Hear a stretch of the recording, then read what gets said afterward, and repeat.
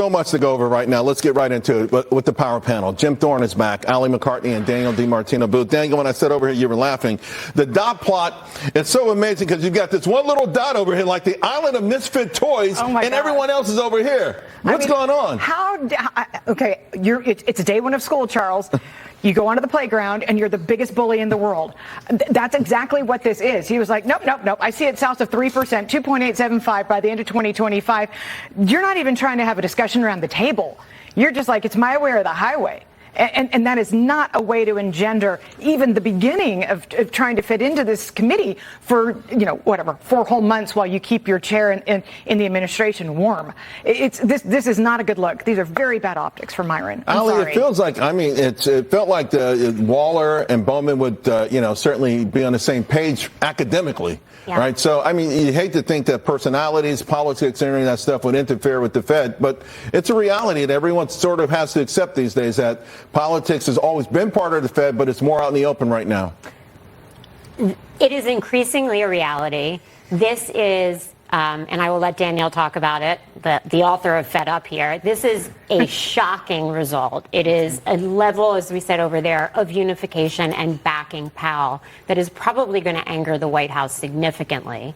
If you look at it, I said the most interesting thing to me that jumped off the page is that somehow, even though we have gotten since the June SEP extremely weak concerning data on the employment front, the only thing that's gone down here is the Fed funds rate, and the employment has either basically stayed the same or gone down for 2026. And so I just turned to Danielle and said, how is that even possible? Right. They went from 4.5 to 4.4 after those revisions and after all the stuff that's in the pipeline. Lost 1 million jobs over a year. So. Yeah.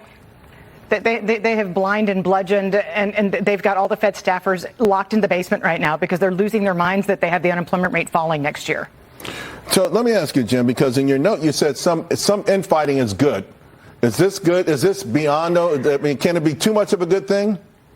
It's the beginning of a new era, and when I look at the dot plots, I remember Stanley Fischer talking about them, rest in peace, and talking about this is junk. This is absolute junk. It's an embarrassment. We have the preeminent economic institution of the world acting like a bunch of children. And it's an absolute embarrassment, and they should be ashamed of themselves, as far as I'm concerned. It's a joke. What about, we got 30 seconds, the new Fed? There's going to be a new Fed at some point. We'll see how many people can be appointed by President Trump, but how will that contrast to what we have right now? I'm sorry, but Bloomberg broke a story that in 2007, Bessent also had 2 primary mortgages written down. So we'll see what the Supreme Court decides about Lisa Cook.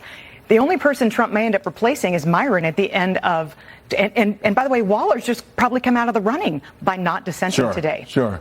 And you believe that as well, Jim? What's the old adage about, what is it, FAFO? Right. All right. We're about to FAFO right now. Jay Powell, here he is.